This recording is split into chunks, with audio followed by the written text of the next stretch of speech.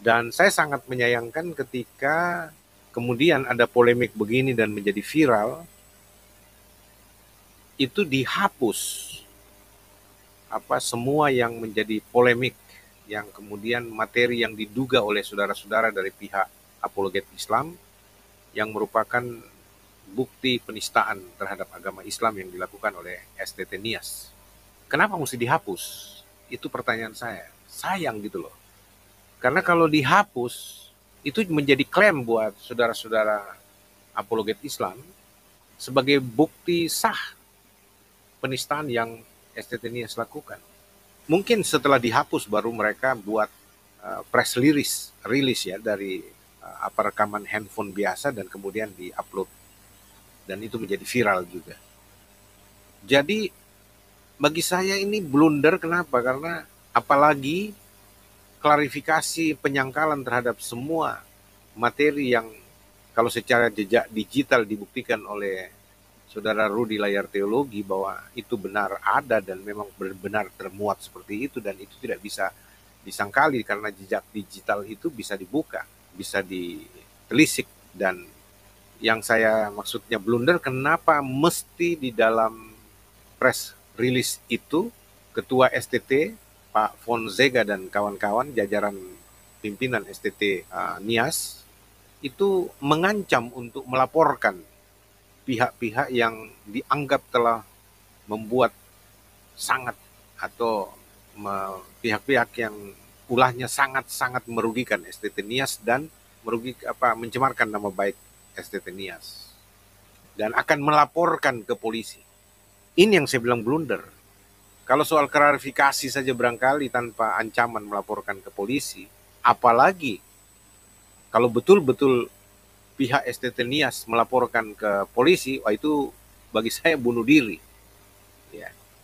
Karena kalau sampai itu ditanggapi serius oleh polisi dan sampai kepada pengadilan meja hijau, saya berani garansi bahwa STT Nias akan terbukti sah dan kalah mutlak di dalam pertarungan argumentasi pembelaan dirinya.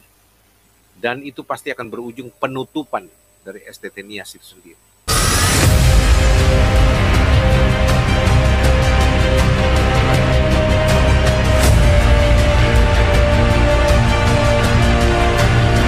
Assalamualaikum warahmatullahi wabarakatuh. Sahabat beriman, berjumpa kembali di Bintang Mu'alaf Channel. Mudah-mudahan kita semua selalu sehat walafiat di dalam lindungan Allah Subhanahu wa Ta'ala. Salam satu Tuhan, Allahu Akbar.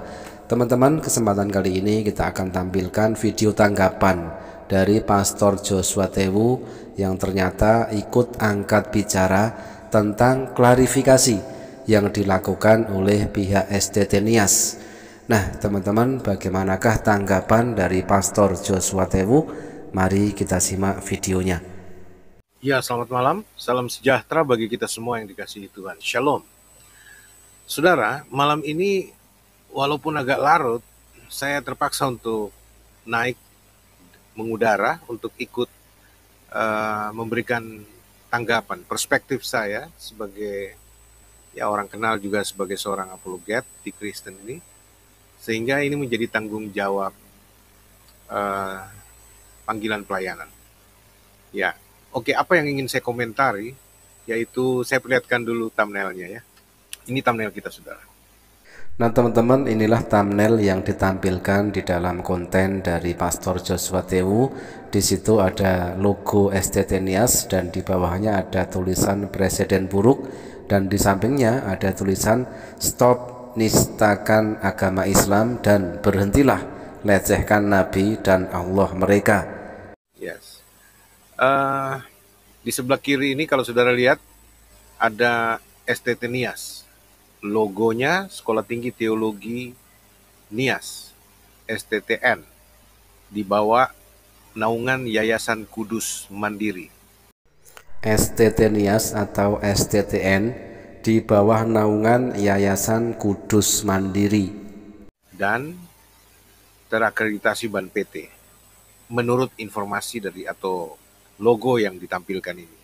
Terus di bawahnya saya tulis di situ Presiden Buruk. Serius ini. Ya.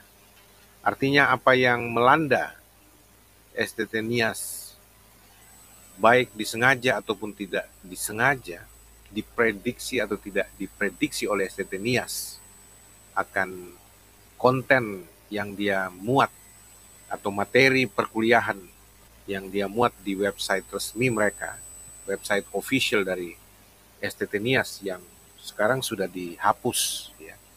Itu merupakan presiden buruk.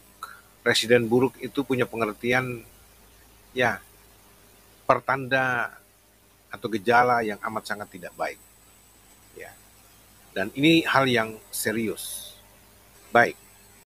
Dikatakan oleh Pastor Joshua Tewu, presiden buruk serius itu adalah pertanda yang tidak baik. Saudara-saudara, setelah saya mengikuti beberapa video yang lewat-lewat juga di beranda saya, di YouTube channel saya, dan kemudian saya coba memperhatikan apa yang sedang terjadi viral. Sebenarnya saya agak malas untuk mengomentari hal ini, ya. Tetapi setelah saya mengamati terutama 3 channel YouTube Kristen yang berbicara tentang presiden buruk yang melanda STT Nias ini, saudara-saudara, seperti Layar Teologi, Tanpa Ragi, Andre Tunggal, dan kemudian membandingkan apa yang terjadi berdasarkan perspektif channel-channel Islam, ya. Saya nggak usah sebutkan satu persatu. Dan ini yang membuat saya akhirnya memutuskan untuk ikut berbicara. Kalau di channel Andre Tunggal, ya, setengahnya Andre Tunggal itu membela STT Nias. Berbeda dengan yang ada di channel Rudi Pan atau Rudi Layar Teologi. Di situ Rudi Layar Teologi itu bersikap ataupun dia itu sportif dan objektif, ya, membahas kasus penistaan yang dilakukan oleh STT Nias itu dengan sangat gamblang sekali, termasuk website yang dihapus itu dijabarkan secara detail dan secara tuntas bahwa memang terbukti itu adalah website dari STT Nias yang kemudian sudah dihapus. Tetapi dari sisi atau perspektif yang mungkin tidak disampaikan oleh teman-teman lain di channel-channel Kristen seperti di channel Andre Tunggal, Layar Teologi, dan juga Tanpa Ragi. Karena ada satu hal juga yang saya ingin melengkapi pandangan teman-teman ini, yang rata-rata saya lihat berdiri netral, ya. Tidak berpihak kepada atau tidak mendukung STT Nias, tetapi juga tidak menghakimi, ya. Dan juga kemudian ada penyeimbangan-penyeimbangan yang dibuat.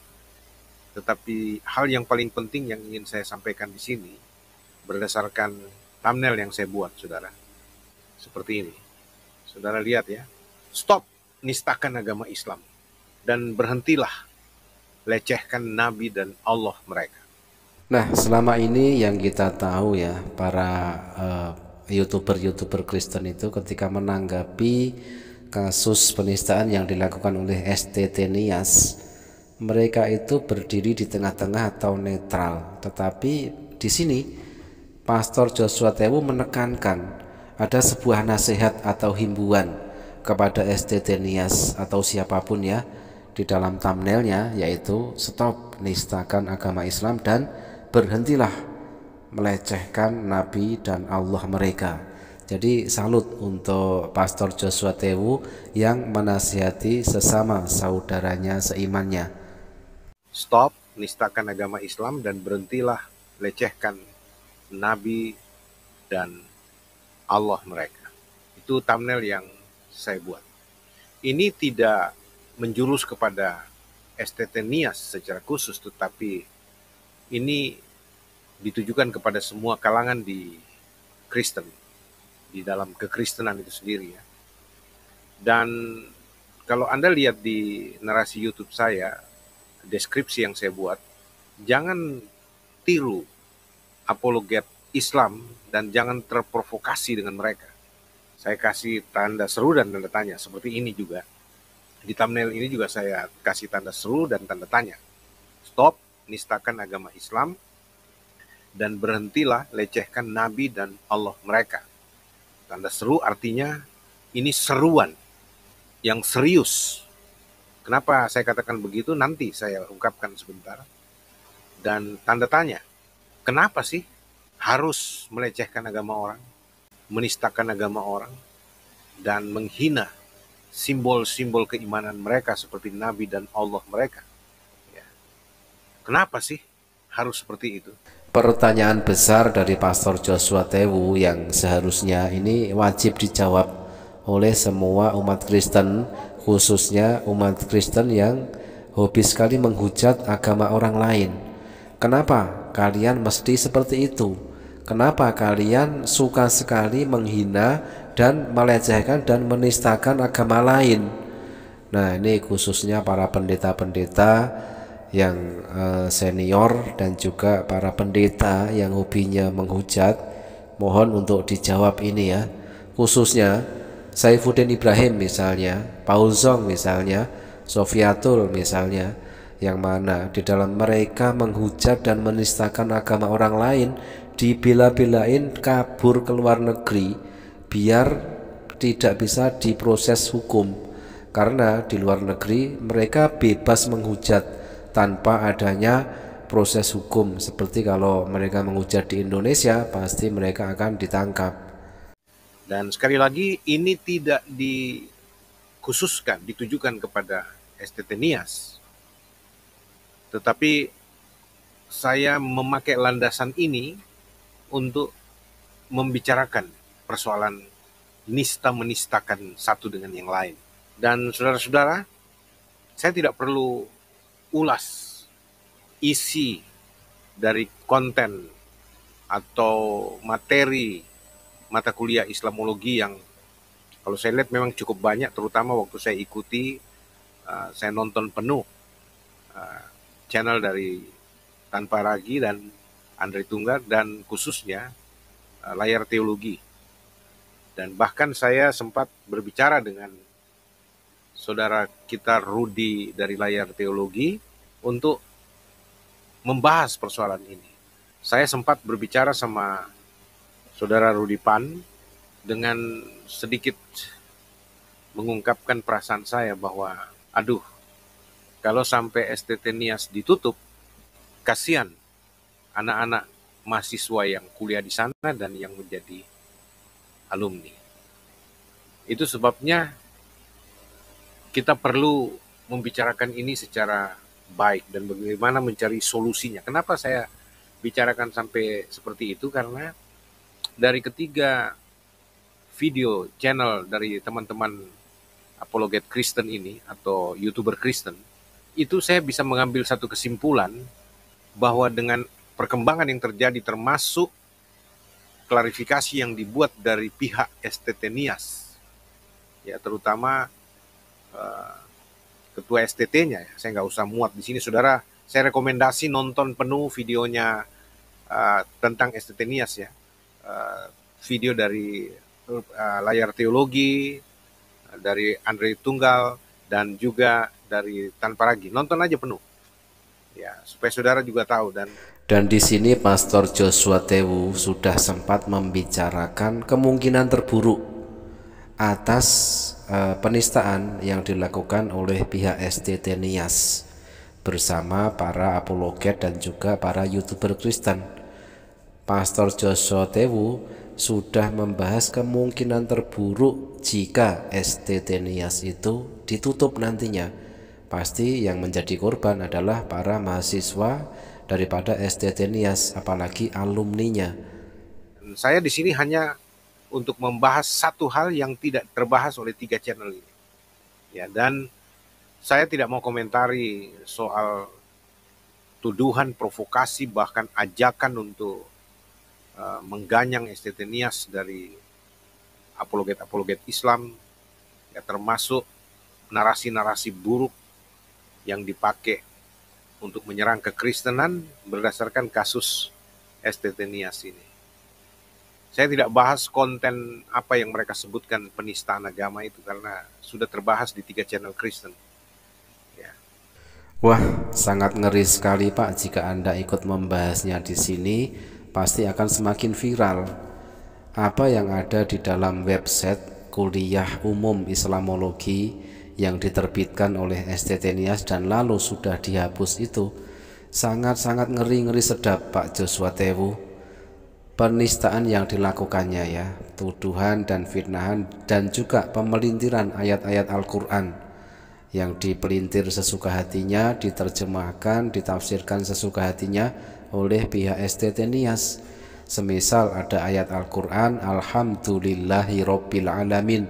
Nah di situ ditafsirkan dan dituduhnya katanya Tuhan umat Islam itu ada dua.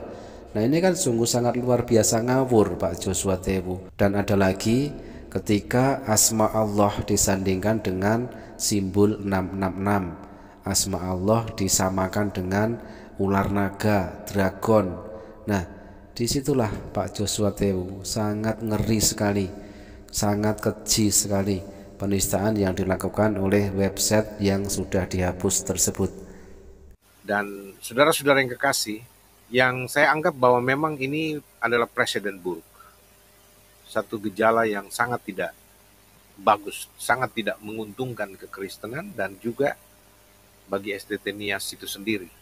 Jadi hal pertama yang saya ingin sampaikan, pertama saya mohon maaf bahwa saya tidak maksud menghakimi, tapi sangat disayangkan bahwa STT Nias membuat website dan memuat materi Islamologi dengan beberapa item. Kalau saya nggak salah lihat itu ada memang 10-an lebih ya item yang berbicara tentang materi-materi tentang Islam maksudnya. Ya, masuk dalam rumpun Islamologi. Ya, dan kemudian ada satu saudara yang mengaku pendeta yang mengatakan bahwa mengklaim bahwa dialah yang menyusun kurikulum dan mengajarkan di STT Nias, walaupun itu sebagai dosen tamu.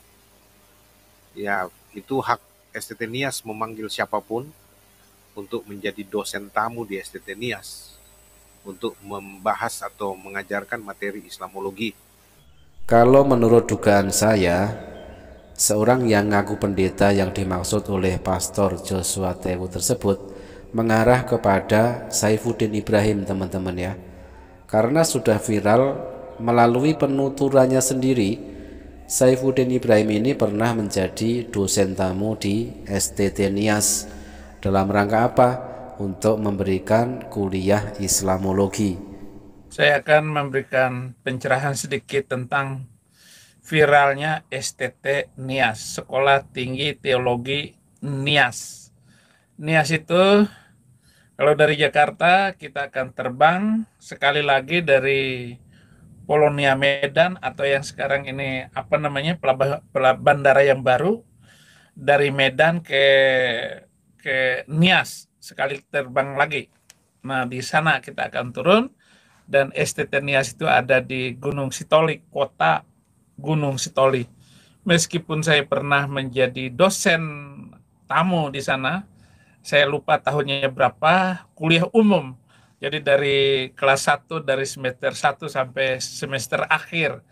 Bahkan mereka yang S2, yang dosen-dosennya pun ikut semua waktu itu. Ya lebih kurang berapa orang waktu itu. Karena dicampur semua dengan jemaat yang datang di dalam kuliah umum saya tentang, saya mengajar Islamologi. Nah, itu yang saya ajarkan di waktu itu. Nah, di sini kita kalau bisa menelaah lebih jauh ya, Saifuddin Ibrahim ini ibaratnya itu bunuh diri juga orang ini ya. Ketika sudah viral, STT Nias melalui websitenya melakukan penistaan terhadap agama Islam. Di sini justru dia ngaku dia yang mengajarkan kuliah Islamologi di STT Nias. Nah, kalau orang bisa tengok biang keladinya ya dari awal yang mengajarkan dan juga kemungkinan lalu dibuatlah oleh admin STT Nias penghujatan dan penistaan terhadap agama Islam, itu bersumber daripada pengajaran dari Saifuddin Ibrahim ini, di mana di situ Saifuddin Ibrahim juga mengatakan Dari semester 1 sampai semester akhir dia mengajarkan itu, dan termasuk kepada para dosen-dosennya, para jemaat-jemaat yang hadir di situ. Nah, ini adalah pengakuan dari Saifuddin Ibrahim yang justru blunder bagi Saifuddin Ibrahim sendiri, karena dia secara tidak langsung dia ngaku dialah biang kerok dari semua itu.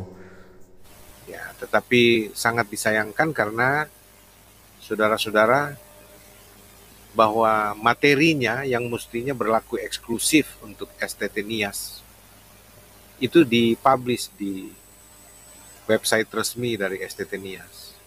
Saudara-saudara, memang kalau kita bicara website, ya, kalau kita bicara website resmi dari STT Nias ini, itu karena ditaruh di website terbuka untuk umum sifatnya.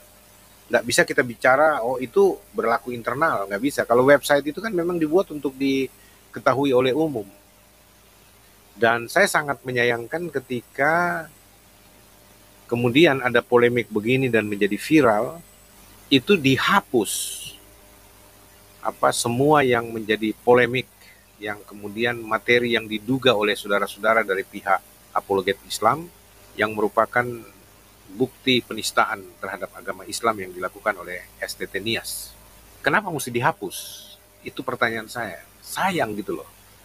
Karena kalau dihapus, itu menjadi klaim buat saudara-saudara apologet Islam sebagai bukti sah penistaan yang STT Nias lakukan. Ya.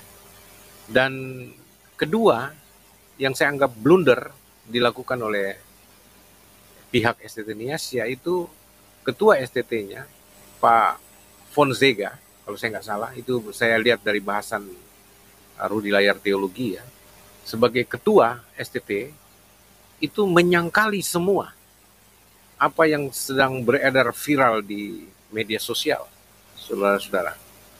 Ya, baik masalah konten itu maupun boleh dikata secara tidak langsung maupun langsung, ketua STT dengan jajarannya mengatakan mereka tidak tahu menahu soal itu. Dan mungkin setelah dihapus baru mereka buat press release ya dari rekaman handphone biasa dan kemudian diupload. Dan itu menjadi viral juga. Ya. Jadi bagi saya ini blunder, kenapa? Karena apalagi klarifikasi penyangkalan terhadap semua materi yang kalau secara jejak digital dibuktikan oleh saudara Rudi Layar Teologi bahwa itu benar ada dan memang benar termuat seperti itu, dan itu tidak bisa disangkali karena jejak digital itu bisa dibuka, bisa ditelisik. Dan yang saya maksudnya blunder, kenapa mesti di dalam press release itu ketua STT Pak Fonseca dan kawan-kawan jajaran pimpinan STT Nias itu mengancam untuk melaporkan pihak-pihak yang dianggap telah membuat sangat atau pihak-pihak yang ulahnya sangat-sangat merugikan STT Nias dan mencemarkan nama baik STT Nias, dan akan melaporkan ke polisi. Ini yang saya bilang blunder. Kalau soal klarifikasi saja barangkali tanpa ancaman melaporkan ke polisi, apalagi kalau betul-betul pihak STT Nias melaporkan ke polisi, wah itu bagi saya bunuh diri. Ya. Karena kalau sampai itu ditanggapi serius oleh polisi dan sampai kepada pengadilan meja hijau, saya berani garansi bahwa STT Nias akan terbukti sah dan kalah mutlak di dalam pertarungan argumentasi pembelaan dirinya. Dan itu pasti akan berujung penutupan dari STT Nias itu sendiri. Teman-teman, kalau kita mencermati klarifikasi dari pihak STT Nias ya, ada beberapa poin di situ yang mana pihak STT Nias itu mengelak dan menyangkal kalau pihak STT Nias mengupload ataupun memberikan sebuah pengajaran seperti itu. Tetapi jejak digital tidak bisa berbohong. Dibuktikan oleh kekristenan sendiri melalui channel Layar Teologi misalnya. Di situ sangat jelas sekali, sangat detail dijabarkan bahwa memang pihak STT Nias melalui websitenya sudah mengupload materi Islamologi yang bernada hujatan dan penistaan tersebut. Dan realitanya kenapa itu lalu harus dihapus? Itu adalah blunder pertama menurut Pastor Joshua Tewu, karena dengan dihapusnya penghujatan dan penistaan yang ada di website tersebut justru memperkuat bahwa memang pihak STT Nias melalui websitenya itu bersalah karena telah menghapus itu. Dan blunder selanjutnya ketika di dalam klarifikasi yang bernada ancaman, ya, katanya pihak STT Nias akan melaporkan pihak Muslim yang dituduhnya itu merugikan STT Nias dan mencemarkan nama baik STT Nias, tetapi itu adalah blunder bagi STT Nias sendiri. Kalau pihak STT Nias jadi melaporkan, maka menurut Pastor Joshua Tewu itu adalah bunuh diri. Dan dikatakan juga walau bagaimanapun nanti di pengadilan pihak STT Nias akan kalah telak karena bukti-bukti yang sudah ada dan lalu dihapus tersebut, sehingga berakibat kepada penutupan daripada STT Nias itu sendiri. Dan ini yang saya bilang, saya sedih karena anak-anak yang kuliah itu yang jadi korban, saudara-saudara. Dan itu sebabnya saya himbau dari sini, lebih bagus STT Nias jangan membuat laporan polisi, percuma saja, ya. Dan itu lebih berdampak jadi bumerang, ya.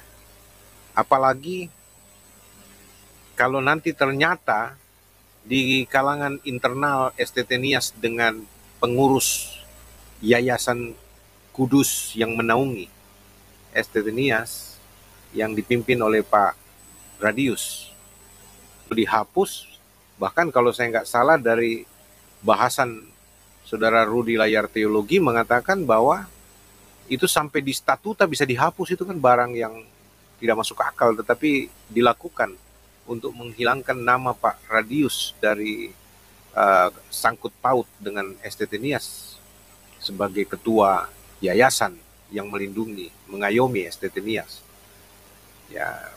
Dan saya dengar bahwa beliau adalah seorang advokat. Saya berusaha untuk kontak beliau untuk menanyakan hal itu, dan kami miss terus, artinya miss telepon. Waktu saya telepon tidak dijawab, tapi beliau WA dan saya juga balas WA ingin berbicara, minta waktu untuk kasus atau masalah dengan STT Nias ini. Ya, dan saya tawarkan bagaimana kita coba pikirkan solusi terbaik untuk STT Nias ini. Dan teman-teman, selanjutnya di sini Pastor Joshua Tewu menghimbau kepada pihak STT Nias agar jangan membuat laporan polisi, karena hal itu percuma dan justru akan membuat blunder ataupun bumerang bagi pihak STT Nias sendiri. Nah, demikian teman-teman ya tanggapan dari Pastor Joshua Tewu yang ikut angkat bicara tentang viralnya dugaan kasus penistaan yang dilakukan oleh STT Nias melalui websitenya dan yang lalu sudah dihapus, dan juga tanggapan atas klarifikasi dari pihak STT Nias yang justru akan melaporkan pihak Muslim. Tetapi di sini kembali dikatakan oleh Pastor Joshua Tewu itu adalah bunuh diri, blunder dan bumerang bagi STT Nias sendiri. Terima kasih teman-teman, mudah-mudahan bermanfaat. Jazakumullah khairan kasiron. Wassalamualaikum warahmatullahi wabarakatuh.